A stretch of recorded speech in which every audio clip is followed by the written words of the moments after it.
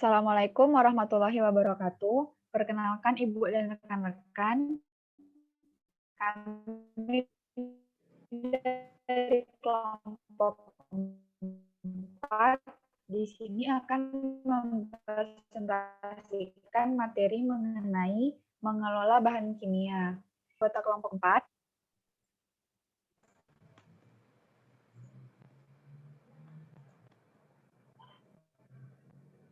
yang pertama yaitu ada Uni Iklima, yang kedua Husnul Mufidah, yang ketiga Vivian Ramadhani, dan yang terakhir yaitu saya sendiri, Viola Mutiara Salis. Nah, pengelolaan bahan kimia menurut Pak Maningrum pada tahun 2010 yaitu bagaimana cara mengambil, menggunakan, dan menyimpan bahan kimia. Nah, bekerja di dalam laboratorium tentunya tidak lepas dari kemungkinan bahaya dari berbagai jenis bahan kimia. Sehingga pemahaman mengenai berbagai aspek bahaya di dalam laboratorium terjadinya kecelakaan kerja. Bahan kimia berbahaya dengan mudah dapat kita temui di dalam laboratorium, sehingga kecelakaan yang terjadi karena bahan kimia berbahaya pun sering terjadi. Oleh karena itu, diperlukan tindakan pengendalian yang tepat agar bahan kimia berbahaya tersebut tidak membahayakan kita sebagai pekerja dan membahayakan peralatan serta lingkungan sekitar. Perlunya pengetahuan tentang sifat dan karakter bahan kimia tentu sangat diperlukan mengingat memiliki potensi untuk menimbulkan bahaya bagi kita dan bagi lingkungan. Nah, untuk materi selanjutnya,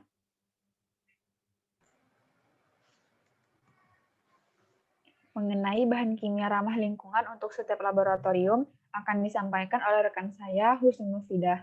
Kepada Husnul, disilahkan. Baik, terima kasih kepada moderator.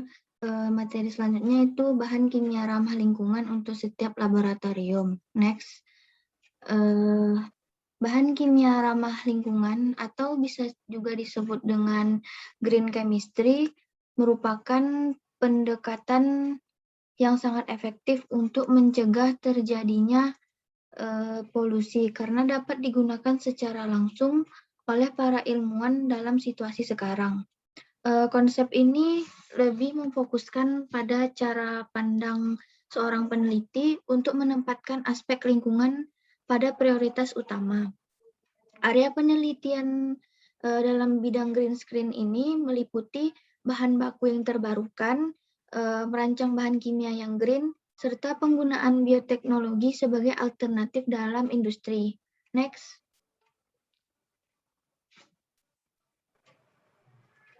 Ada 12 konsep green chemistry menurut Anastas dan Warner.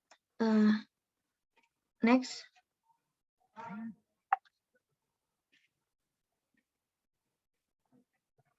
Yang pertama yaitu mencegah timbulnya limbah dalam proses, mendesain produk bahan kimia yang aman, mendesain proses sintesis yang aman, menggunakan bahan baku terbarukan, menggunakan katalis, menghindari derivatasi dan modifikasi sementara dalam reaksi kimia, lalu ada menggunakan pelarut yang aman, mendesain bahan kimia yang mudah terdegradasi, meningkatkan efisiensi energi dalam reaksi, penggunaan metode analisis secara langsung untuk mengurangi polusi, memaksimalkan atom ekonomi, serta meminimalisasi potensi kecelakaan. Next. Ada beberapa contoh eksperimen berdasarkan prinsip green chemistry. Yang pertama ada pembuatan asam adipat. Asam ini digunakan sebagai bahan yang penting dalam pembuatan nilon. Bahan dasar yang digunakan adalah benzen. Glukosa dapat menjadi bahan dasar pengganti benzen.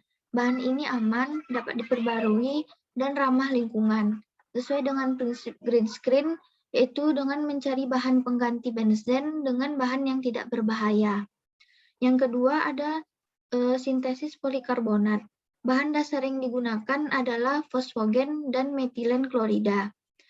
Bisa diganti dengan karbon dioksida, sehingga polikarbonat yang dihasilkan bermutu tinggi, tahan pemanasan, dapat diolah kembali, dan bebas dari kotoran senyawa klorin yang mempunyai sifat negatif terhadap sifat polimer. Next. Sekian dari saya kembalikan ke moderator. Baiklah, terima kasih kepada Husnun. Untuk materi selanjutnya akan disampaikan oleh rekan saya, Vivian Ramadhani. Baik, terima kasih Viola. Selanjutnya yaitu membeli bahan kimia. Sebelum kita membeli bahan kimia, kita perlu mengetahui jumlah bahan kimia yang akan kita beli. Yang kedua, jenis atau karakteristik bahan kimia yang akan dibeli agar dapat mempertimbangkan potensi bahaya dan limbah dari bahan yang akan kita beli. Yang ketiga yaitu potensi limbah. Agar dapat masuk ke dalam perencanaan untuk meminimalisir limbah bahan kimia tersebut. Yang keempat yaitu waktu pengiriman bahan kimia. Yang kelima yaitu selanjutnya membuat rancangan SOP, prosedur perencanaan dalam pembelian bahan kimia, agar pada saat pengelolaan laboratorium, penetapan untuk membeli bahan kimia, maka diharapkan segala sesuatu yang berhubungan dengan ancaman bahaya yang akan ditimbulkan serta kerusakan lingkungan sudah dimasukkan sebagai salah satu pertimbangan. Selanjutnya, rancangan SOP perencanaan pembelian bahan kimia. Yang pertama yaitu memprint out data inventory sebagai pertimbangan pada saat melakukan perencanaan. Yang kedua yaitu merencanakan pembelian. Yang ketiga yaitu kaji ulang jumlah, jenis, potensi bahaya. Yang keempat yaitu pengajuan pembelian. Yang kelima persetujuan anggaran. Keenam material request. Yang ketujuh pengelolaan, yang kedelapan klarifikasi spesifikasi, yang kesembilan proses pembelian, dan yang 10 selesai. Yang materi selanjutnya yaitu inventaris dan pelacakan bahan kimia. Inventaris adalah catatan, biasanya dalam bentuk basis data, bahan kimia dalam laboratorium, dan informasi penting tentang pengelolaannya yang tepat, menurut Ramadhani 2020. Inventaris yang dikelola dengan baik meliputi bahan kimia yang didapat dari sumber komersial dan yang dibuat di laboratorium. Juga lokasi penyimpanan untuk setiap wadah masing-masing bahan kimia. Inventaris alat-alat laboratorium dibuat dengan data yang aktual dan memuat tentang alat-alat yang ada di laboratorium, yaitu nama alat, jumlahnya, dan tahun pemrolehannya. Hasil inventaris alat di laboratorium digunakan sebagai data acuan ketika ada pihak lain yang memerlukan alat tertentu, sehingga dapat diketahui ada atau tidaknya, rusak atau tidaknya alat bahan laboratorium yang dimaksud tersebut. Dan menurut instruksi Mendikbud nomor 4/M/1980 tentang tata pelaksanaan dan pelaporan hasil inventarisasi barang milik atau kekayaan negara di lingkungan Depdikbud, maka ada beberapa daftar alat inventaris yang harus digunakan atau diisi. Di antaranya buku yang pertama, buku induk barang inventaris. Yang kedua, yang B yaitu buku catatan barang inventaris. Yang C, buku golongan barang inventaris. Yang D, laporan triwulan mutasi barang. Yang E, daftar isi barang. Yang F, daftar rekapitulasi barang inventaris. Berikut adalah contoh format dokumen atau alat inventaris yang telah banyak dipergunakan. Pada contoh ini biasanya di tabel terdapat nomor, nama barang inventaris, daftar isi barang inventaris yang dipakai, nama kelompok barangnya, kode barang, dan jumlah barang. Sekian dari saya kembalikan ke moderator. Baiklah, terima kasih kepada Vivian. Untuk selanjutnya, materi mengenai penyimpanan bahan kimia yang akan saya sampaikan. Next.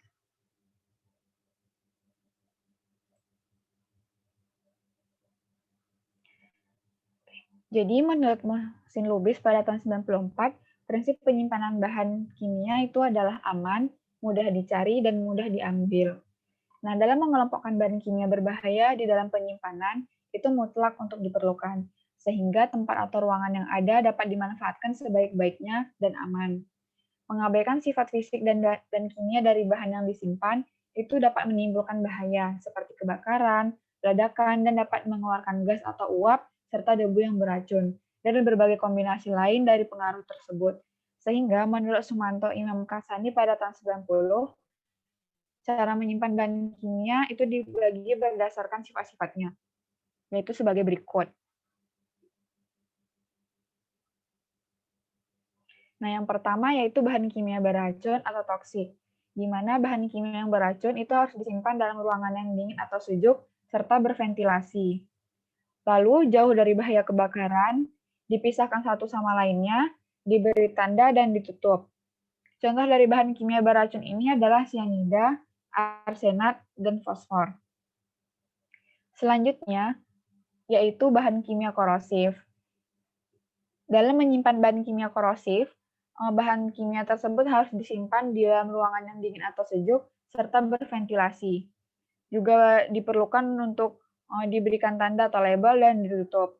Lalu dipisah dari bangunan lain dengan dinding dan lantai yang tahan korosif, lalu memiliki saluran pembuangan jika terjadi tumpahan, dan memiliki pancaran air sebagai salah satu pertolongan pertama jika ada pekerja atau pengguna laboratorium yang terkena bahan kimia tersebut. Contoh dari bahan kimianya yaitu ada basam, anhidrida asam, dan alkali. Next. Selanjutnya yaitu ada bahan kimia mudah terbakar atau flammable.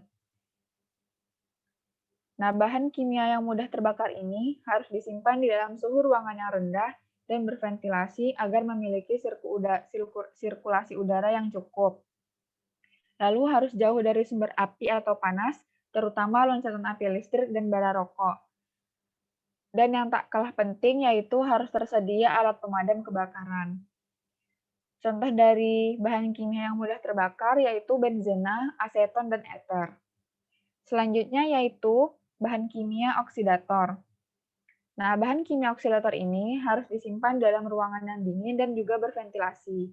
Lalu jauh dari sumber api atau panas, terutama loncatan api listrik dan bara rokok, serta bahan cair yang mudah terbakar. Contoh dari bahan kimia oksidator ini adalah perklorat, permanganat, peroksida, dan juga bahan organik. Selanjutnya,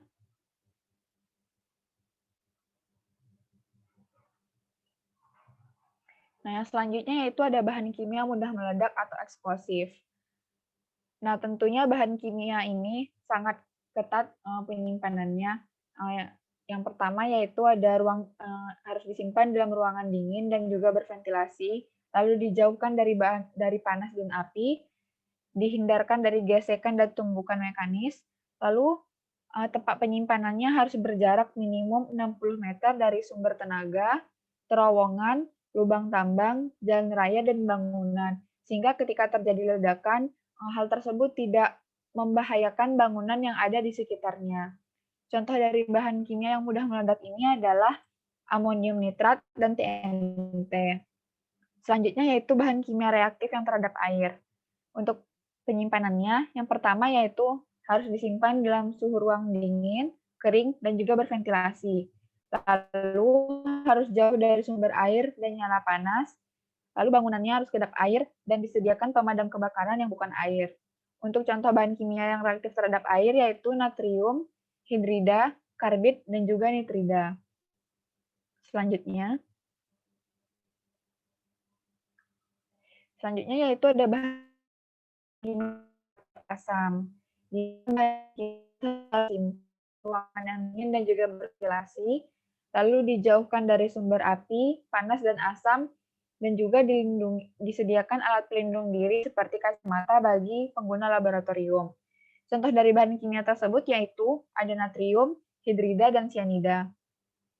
Selanjutnya yaitu ada gas bertekanan, di mana dalam penyimpanan gas bertekanan ada beberapa poin yang harus diperhatikan. Yang pertama yaitu tabung gas dalam keadaan berdiri dan terikat, lalu ruangannya harus dingin atau sejuk, tidak terkena sinar matahari secara langsung, dan jauh dari sumber api dan panas.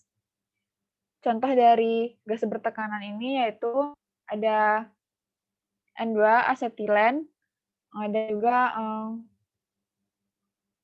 Cl2 dalam tabung gas. Selanjutnya yaitu materi terkait pemindahan, pengangkutan, dan pengiriman bahan kimia.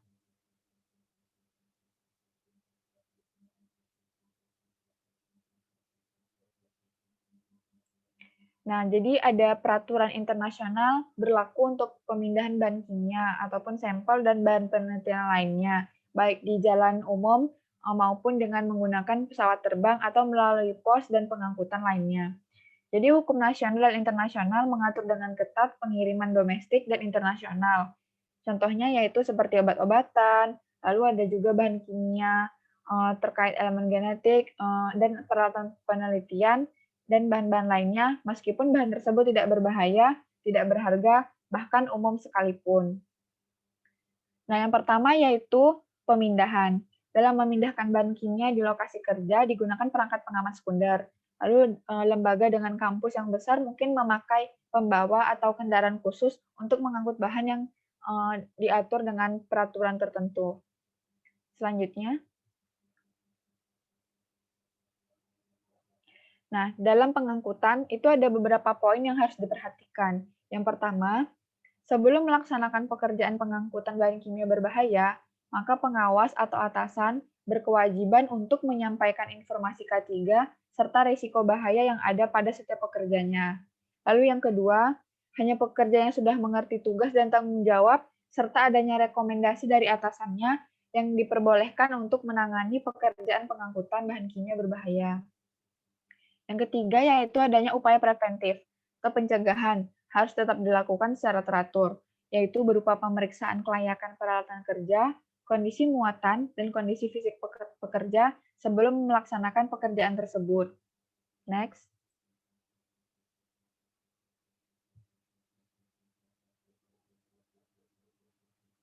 Selanjutnya yaitu harus menaikkan dan menurunkan bahan kimia dengan hati-hati. Jika perlu, harus disiapkan bantalan berupa karet atau kayu untuk menghindari jika terjadi jatuh atau tumbukan dan gesekan.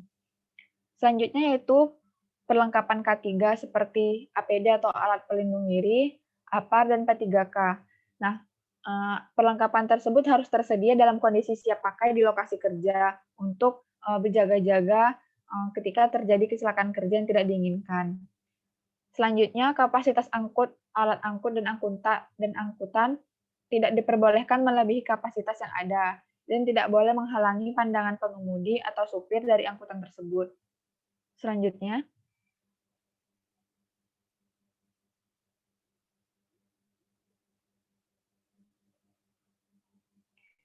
pengemudi harus mengikuti peraturan lalu lintas yang ada dengan hati-hati dan waspada.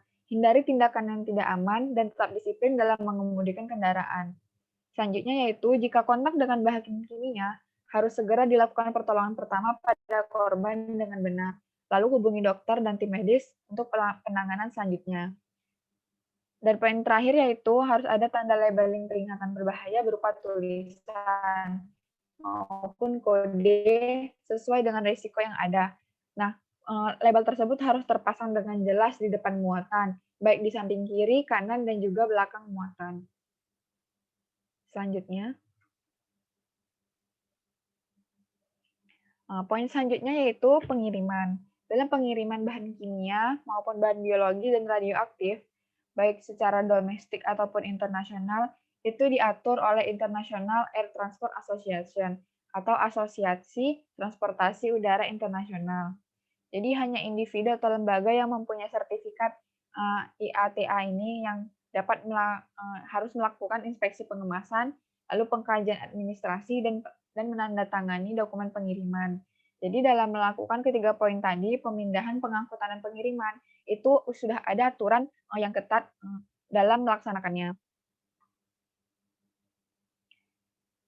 Selanjutnya, nah, jadi sebelum ditutup, saya ingin menyampaikan kesimpulan dari presentasi materi kelompok 4 ini. Dalam bekerja di dalam laboratorium, hal yang perlu diperhatikan ialah ketelitian dan kewaspadaan, karena kecerobohan dan keteledoran tentu dapat mengundang segala risiko yang mungkin bisa saja terjadi. Keselamatan dan kesehatan kerja merupakan salah satu aspek perlindungan tenaga kerja dengan cara penerapan teknologi pengendalian segala aspek yang berpotensi membahayakan para pekerja.